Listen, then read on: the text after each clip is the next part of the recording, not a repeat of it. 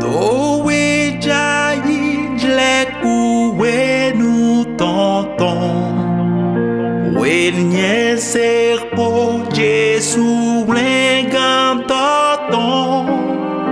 We ouvi bubu toloto dido.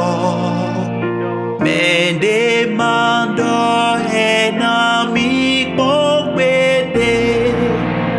La ofulo, la okulo. To wendak be pligoton lo la.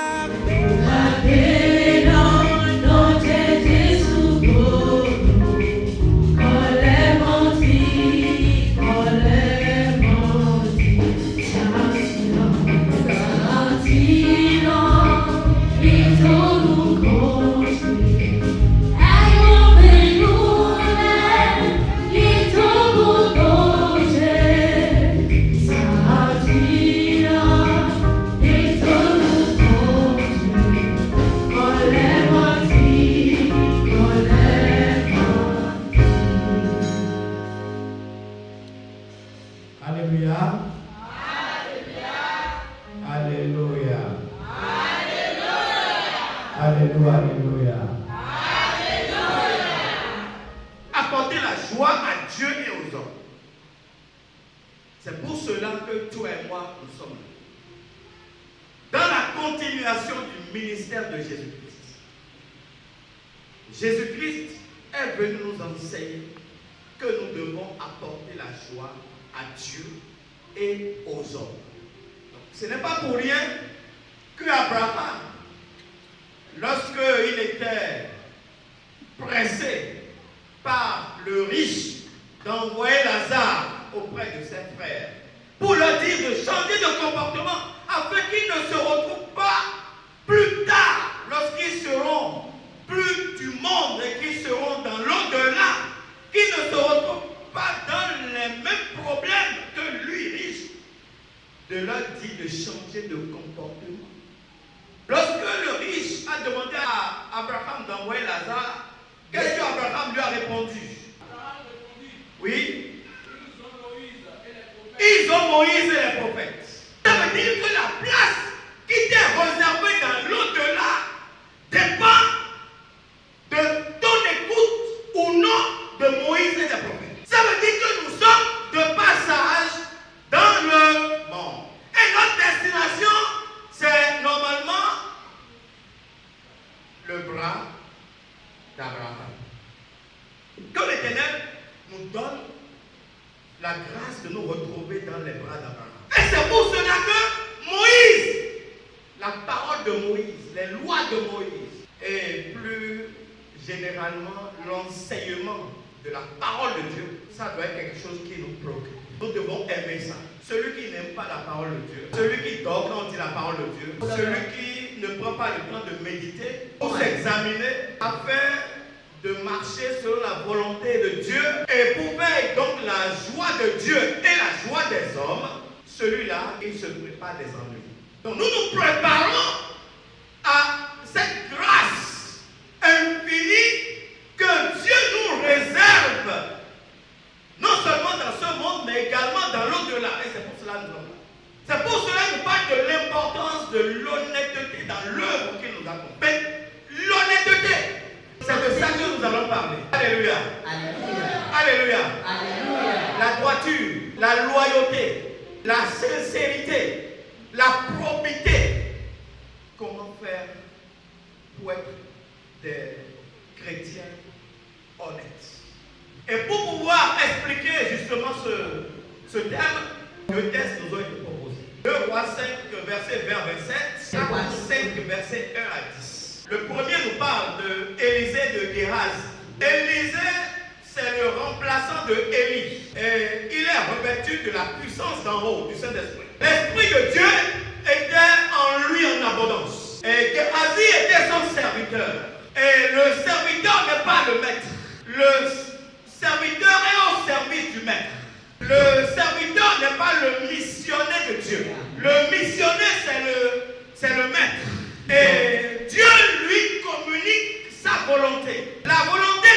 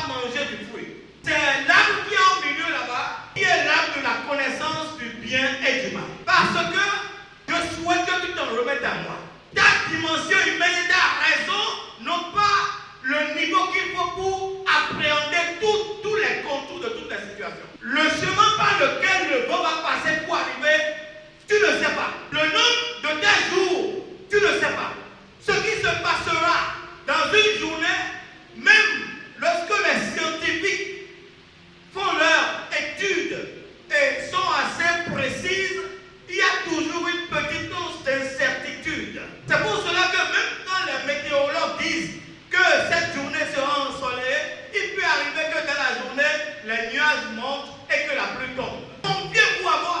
Laissez-vous à moi.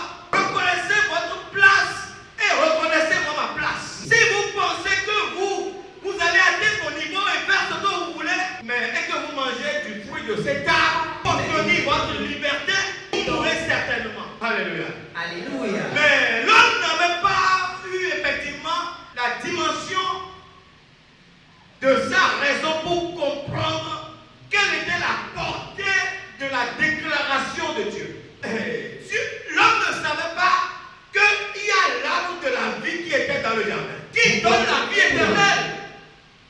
Avec cet arbre, quand tu manges de son fruit, tu ne meurs plus. Et au moment où le serpent, l'animal le plus rusé, a visité Adam et Ève pour les obliger à manger le fruit interdit, comme il nous arrive, quelqu'un te dit non, écoute ça, laisse ça, il a parlé seulement. Utilise un peu de ça, prends un peu de ça, fais un peu de ça. Dieu est un Dieu miséricordieux, il ne dira rien. Mange un peu ça, traîne un peu par là-bas. Ce qui est interdit, mange un peu ça, va te donner la force.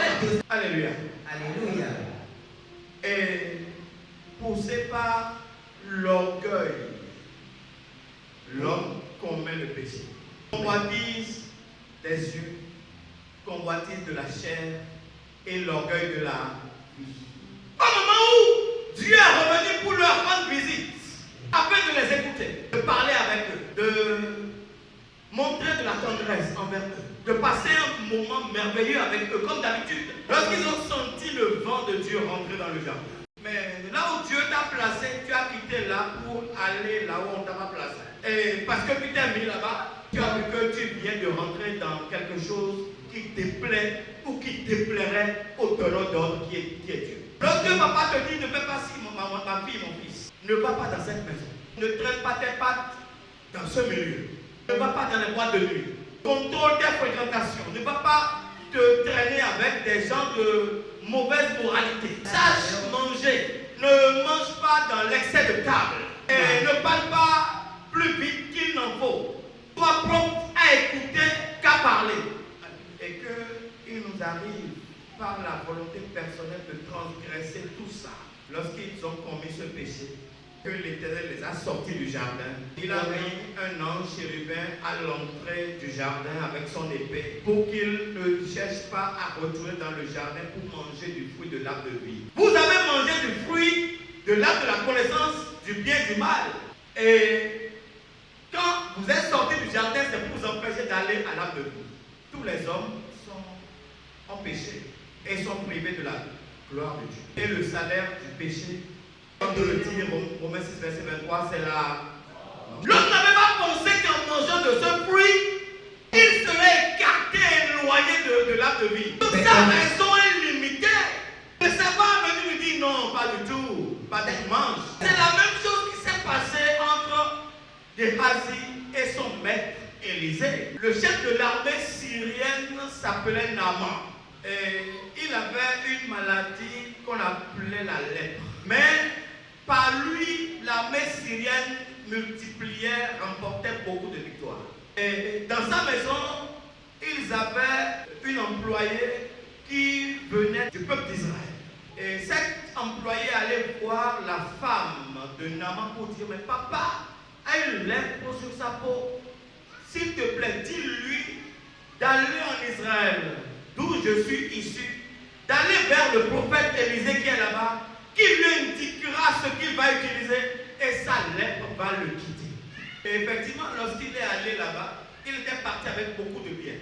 Le 2 Rois 5, verset 5, lisez-moi ça, pour mettre notre attention sur ce que Naaman avait apporté comme présent, à donner comme récompense lorsqu'il sera là. Verset 5.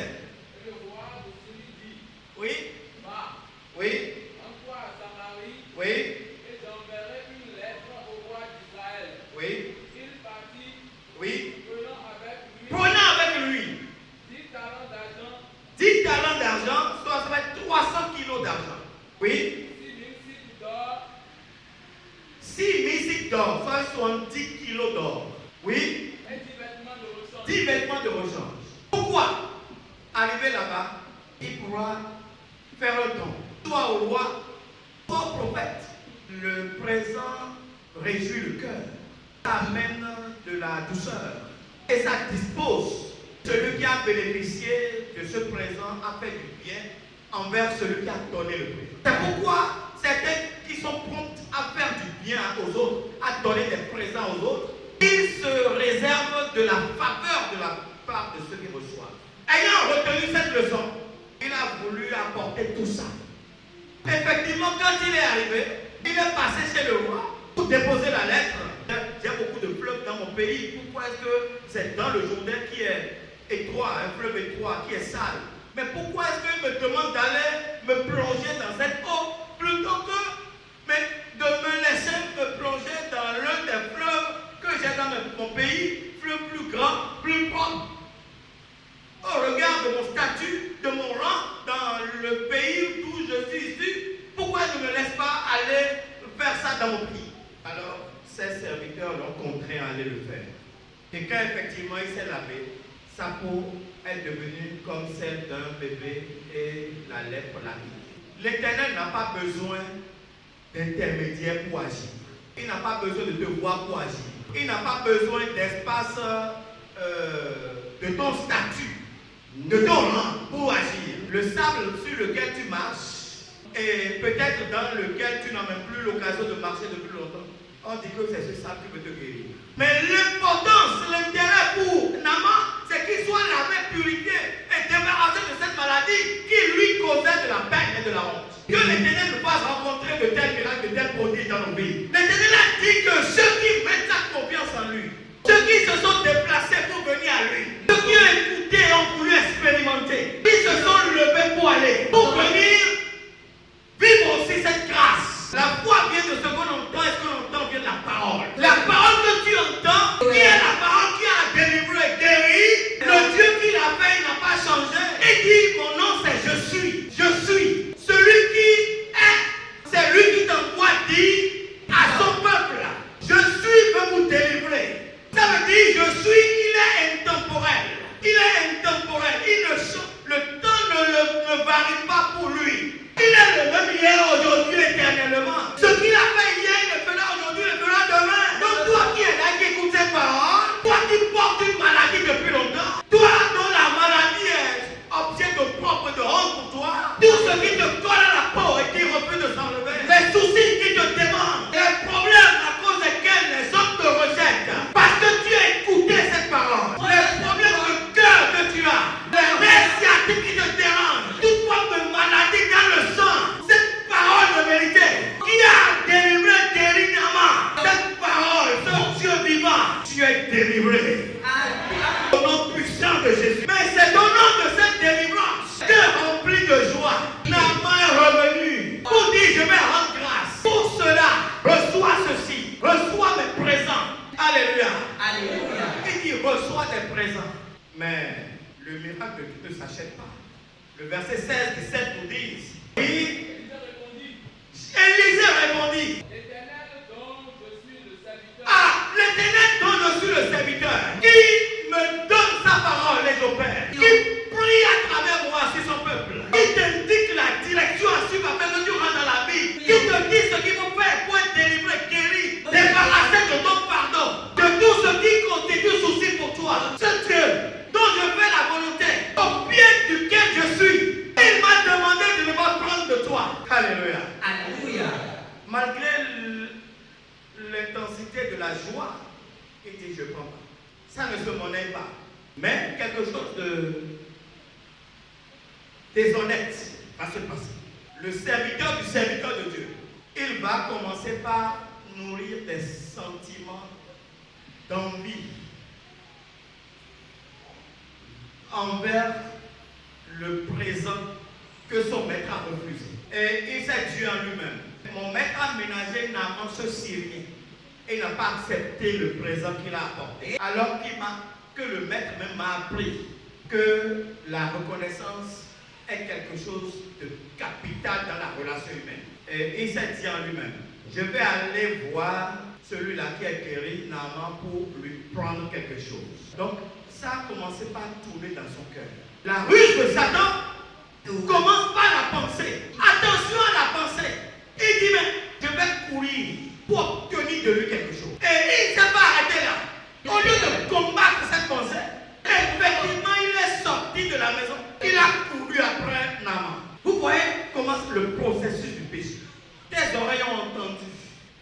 se met en branle.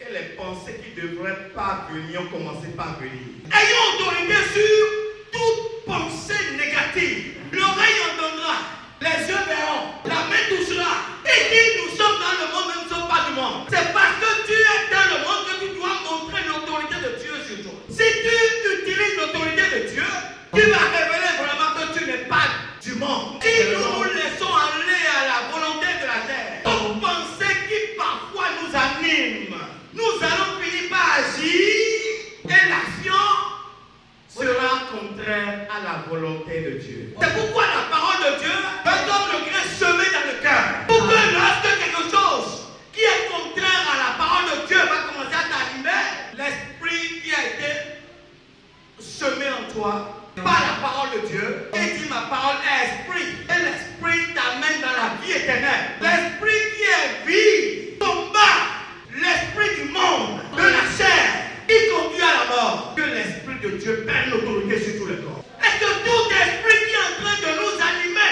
contraire à l'esprit de Dieu et qui va nous conduire à la mort et qui va arracher la gloire de Dieu, que cet esprit maléfique soit combattu par l'esprit en toi. C'est ce qu'il a fait. Il a couru. Il ne s'est pas arrêté au niveau de la pensée. Il a écouté. Le cœur a tremblé. La pensée a commencé par imaginer. Et l'action suit. Si tu t'arrêtes à la pensée, tu te montres enfant digne de Dieu.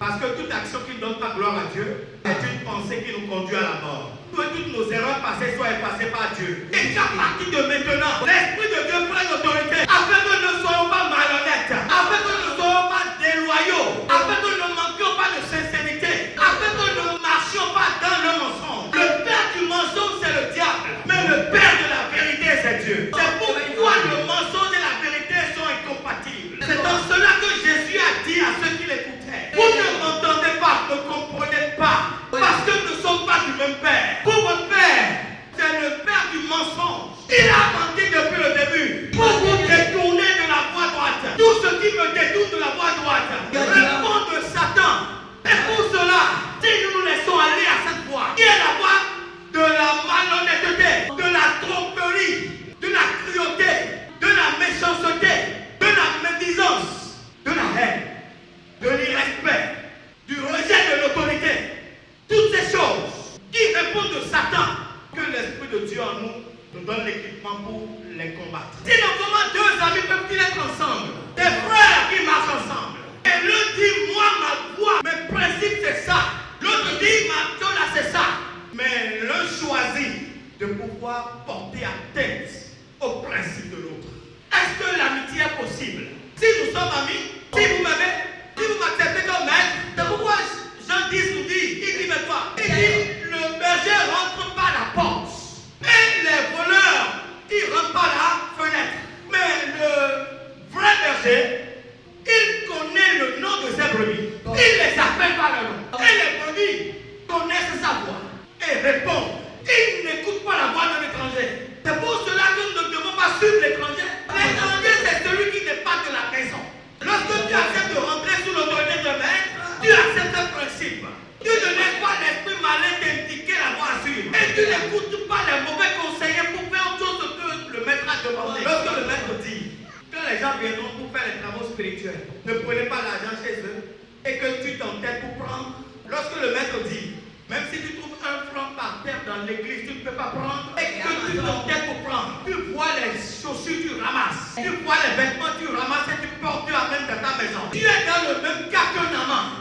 Tu es dans le même cas que Ananias et Séphora à sa part. Lorsqu'il est allé pour prendre, alors que Dieu a dit, ne prenez pas, parce que je vous réserve quelque chose de plus grand devant. Lorsque tu n'es pas l'homme loin de Dieu, tu ne peux pas comprendre la portée de la volonté de Dieu. Le ventre crie, l'honneur, l'égoïsme, c'est moi qui ai fait ça.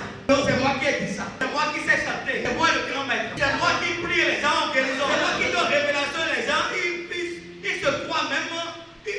C'est comme si je donne à la maison. Je veux me donner l'honneur. C'est moi le grand prédicateur. Quand je fais ma prédication, les gens vraiment, leur vie change. Mais tout ça, c'est de la volonté de Dieu. Mais ce que tu gagnes, c'est vrai que le prédicateur doit manger des fruits de son travail. Mais à un moment donné, Dieu dit non, ne prends pas. Lorsqu'il dit ne prends pas, quelqu'un ne peut pas passer derrière et prendre. Et on lui a donné. Qu'est-ce qu'on lui a donné? Il lui en donne 60 kilos. Des 300 kilos, des 300 kilos d'argent qu'il a amené, il lui a donné 60 kilos dedans. Et il lui a donné 2 habits de rechange. Parce qu'il a menti que son maître l'a envoyé chercher. Naaman n'a pas hésité, il a donné. Parce qu'il voulait prendre pour lui-même ce que Naaman a envoyé. Et en plus, parce qu'il pense que les miracles de Dieu peuvent être monnayés. Enfin, il a menti sur son maître. Et qu'est-ce qui s'est passé? Lorsqu'il a pris les revenus, le maître lui a dit: d'où viens-tu? Il dit: je n'ai même pas quitté ici. Alléluia. Alléluia. Vous voyez le cœur de l'homme. Nous sommes ensemble, mais nous sommes divisés. L'unité de cœur qui devrait être dans les serviteurs de Dieu. Cette unité n'est pas réalité. Et il lui a demandé, dans verset 26,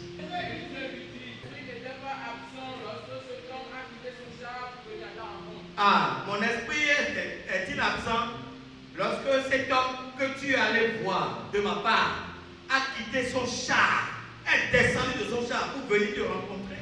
Oui. Est-ce le temps de prendre de l'argent? Est-ce que c'est le temps de prendre de l'argent?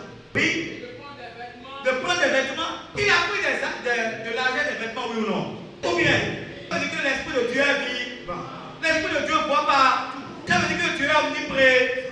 Alléluia. Même lorsque le chargé n'est pas présent à côté de toi, l'Esprit de Dieu est partout et te voit. Ça veut dire que celui à qui tu mens, ce n'est pas aux hommes, c'est à l'Esprit de Dieu. Mais l'Esprit de Dieu a d'abord attesté ce qui s'est passé. Mais l'Esprit de Dieu est allé plus loin. Il dit: tu as pris l'argent, oui. Même que ça va arrêter là, il a continué à citer. Il dit quoi? Elle te prend quoi?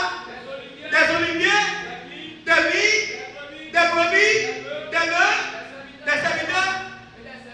Alléluia. Parfois, lorsque tu prends pour satisfaire ta faim du moment, tu bloques ce qui vient pour les autres.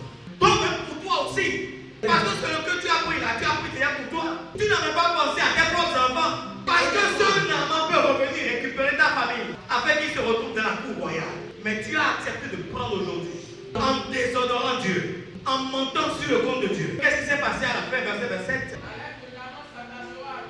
La lèpre qui a quitté Naaman, oui, va s'attacher à toi. S'attacher, ça veut dire quoi? Rien ne pourra plus détacher ça. Parce que tu as commis l'erreur de faire autre chose que ce que ton maître a demandé. Parce que tu as fait ça. La maladie qui a quitté le malade rentre dans ton sang. Et rentre également dans le sang de tes enfants. Et le verset 27 nous dit quoi? Les hommes de Dieu vivent au quotidien avec leur sujet, leur préposé, leur subalterne, leur adjoint. C'est ça qui est cause de l'indigence et de la maladie. Lorsque tu es quelqu'un qui te comporte comme ça, si ce n'est pas la mort physique, tu traînes des choses, des bagages, des fardeaux, des difficultés, de l'indigence, et personne ne peut l'enlever. Et ça, c'est Satan qui cherche à faire tomber. Comme c'est dit dans 1 Pierre 7, verset 8. Est-ce que moi-même je vais chercher à me faire du mal par mon comportement? Qu'est-ce que ça te coûte de faire autre chose que ce que ton maître te recommande? Si tu as besoin de quelque chose, n'aurais-tu pas demandé à ton maître qui te le donnera? Pourquoi est-ce que tu es obligé d'utiliser des subterfuges, des mensonges, des plans démoniaques, machiavéliques pour accéder à ton vain plaisir? C'est pour cela que Ananias et Séphora aussi, qui mentent. Si tu vendais ton terrain, que tu gardes ton argent, tu le gardes pour toi. En réalité, c'est une règle sur laquelle nous sommes entendus. Et il faut aller dans Actes 4, verset 32. Marche dans l'amour fraternel et dans l'amour pour Dieu. Ils sont solidaires de la pauvreté des autres. Ils donnent de leur bien aux autres. Alors partagez avec les autres son pain. C'est ce sur quoi nous sommes entendus. Parce qu'en le faisant, c'est une clé dans l'évolution du ministère. Oui. Il n'était qu'un corps et une âme. Il n'était qu'un corps et une âme, un cœur et une âme. Oui. Lui ne disait que sa bien lui appartenait encore. Personne ne disait que son bien lui appartenait encore. Ça montre que les gens n'étaient pas très attachés au matériel. Qu'il n'y avait pas d'égoïsme qui nous amène à nous retourner seulement vers nous-mêmes, plutôt que de nous tourner vers les autres. Le ministère de Christ, c'est le ministère envers les autres. C'est le don de soi aux autres. C'est ton don aux autres. C'est ta prière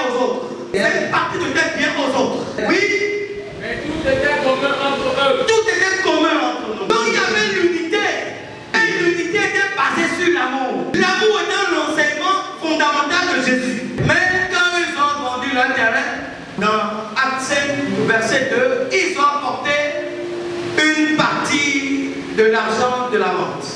Et qu'est-ce que Pierre a dit? Dans verset 3. Oui. Ananias. Pourquoi Satan a-t-il rempli ton cœur? Vous avez vu?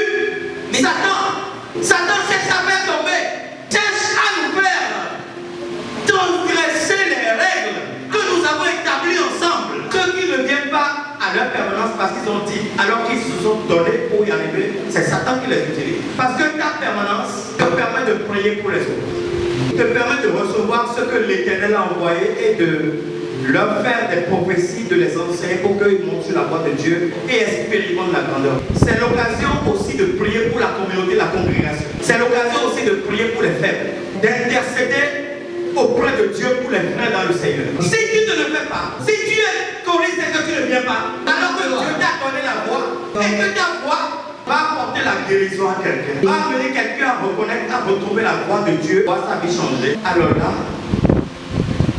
Pierre te parle. Et dis quoi? Oui. Pourquoi Satan a-t-il rempli ton cœur? Remplis ton cœur. Pourquoi? Pourquoi tu mens au Saint-Esprit? Tu as menti au Saint-Esprit. C'est un mensonge. Pourquoi mensonge au Saint-Esprit? Parce que nous avons convenu que c'est comme ça va se passer. Si tu fais autre chose, ça veut dire que Satan t'a utilisé pour diviser le peuple de Dieu, pour empêcher que le projet de Dieu soit réalisé dans la vie de plusieurs. C'est pourquoi je prie l'Éternel, afin qu'il ouvre les yeux de l'esprit à une multitude, afin que nous comprenions là où nous sommes en train de tomber. Parce que c'est pas la hauteur de ton pied qui importe, c'est la hauteur et le pied qui est. Les chargés, les bergers, les pasteurs perdent le temps à prier, à écouter les plaintes, les pleurs, les récriminations, mais on refuse d'aller vers le nœud du problème. Tu as toi-même creusé ta tombe. Tu as dit, je ferai ça dans la maison de Dieu. Je vais apporter tant dans la maison de Dieu. Je vais m'utiliser de telle façon dans la maison de Dieu. Comme le devancier dont j'ai fait le témoignage le premier dimanche de l'année, nous avons célébré la veillée le 31er à 4h du matin, mais le lendemain, le jour là même, mercredi à 9h, alors qu'il s'est couché, il était 6h du matin, il est venu encore ici à 9h, parce qu'il a une responsabilité dans le culte de mercredi. Tous les fidèles étaient absents, mais lui était là. C'est parce qu'ils ont compris le code. L'absence ou l'ignorance de la profondeur de la parole de Dieu nous conduit dans des difficultés. Verset 5 nous dit, verset 5, Ananias, entendant les paroles de Pierre, ces paroles, oui, tomba et expira. il est tombé, il est mort. Et verset 10 nous dit quoi? Sa femme qui était son complice, Elle tomba au pied de l'apôtre elle est tombée aussi au pied de l'apôtre, et expira. elle est morte. On peut dire que l'Éternel est dur. Mais c'est un peu comme si vous avez un président qui vous appelle à un travail. Et tu t'es engagé pour faire le travail. Et à un moment donné, tu es absent au rendez-vous. Qu'est-ce qui se passe? Ou bien tu as simplement un chef, un supérieur, un conflit de mission. L'avancement de l'entreprise, de notre organisation, de notre institution. Et tu es payé pour ça. Tu as la vie en rétribution. Tu as les anges mobilisés à ta faveur en rétribution. Tu as la protection en rétribution. Tu as l'honneur en rétribution, grâce de Dieu en rétribution. Mais tu choisis de ne pas faire ce à quoi tu t'es engagé envers Dieu. Tu choisis de ne pas faire ce à quoi tu t'es engagé dans ton entreprise. Si tu ne fais pas, qu'est-ce qui va arriver à l'entreprise? Ou tu as une rémunération financière à la fin du mois, tu vas faire tomber l'entreprise. Ou bien c'est toi qui prends les clients dans l'ombre, leur vends à un prix dérisoire pour t'enrichir sur le dos du propriétaire. Et l'objectif c'est de faire couler l'entreprise. Mais tu ne le sais pas. L'objectif pour toi, c'est que tu aies ta part pour ton ventre. Mais notre ignorance, c'est ça qui te conduit dans la mort. Comme j'ai découvert que notre ignorance de beaucoup de connaissances, de beaucoup de choses, ça nous conduit à poser des actes qui sont mortels pour nous. Est-ce que tu sais qu'il y a une heure à laquelle tu ne dois pas manger? Est-ce que tu sais quelle quantité d'eau que tu dois boire par jour? Est-ce que tu sais que tu dois faire des exercices physiques de temps en temps, marcher, pour que les organes puissent fonctionner correctement, que tu aies la vie longue? Est-ce que tu sais qu'avant qu'une maladie se déclenche, vraiment tu as fait des signaux que tu négliges? Que l'Éternel éveille notre connaissance et que l'honnêteté, la probité la droiture, la sincérité envers ceux qui nous emploient, envers le peuple, envers Dieu, deviennent notre arme quotidienne. Notre volonté, c'est une bonne chose, mais elle ne maîtrise pas tous les contours. Tu ne vois pas tout. Mais Dieu qui te dit passe par ici, toi tu peux passer par ici. Dieu dit non, passe par ici. Le vieux là, c'est pas ton mari. Voici le jeune. Le vieux il a l'argent. Le jeune il vient d'avoir son diplôme, il galère encore un peu. Mais c'est ton mari, hein. Garde-le. Il deviendra Richard demain. Mais le vieux, que tu peux aujourd'hui, fais l'échec. Assure-toi que ton honneur va être enlevé. Tu vas casser son ménage. Tes enfants vont se retrouver à la rue. Et toi-même, tu finiras par le payer parce qu'il va mourir. Et celui qui était destiné à toi, quand tu reviendras, ne sera plus là. Soyons droits et patients. La voie de Dieu est une voie insondable. Mais le chemin de l'homme, c'est un chemin qui est rempli d'orgueil. Mes pensées ne sont pas vos pensées. Et vos voix ne sont pas. Si c'était le cas, tout le monde serait heureux. Que l'Éternel nous donne sa joie. Il nous permet de rentrer dans sa grâce. Il nous élève au niveau où il nous attend. Afin que nous ne soyons pas dans le peuple, que nous soyons des enfants maudits du peuple. Que nous ne soyons pas les esclaves des esclaves de nos frères. Mais que nous devenions des maîtres. Au nom de Jésus. Que l'Éternel bénisse sa parole. Ennemi m'embêter.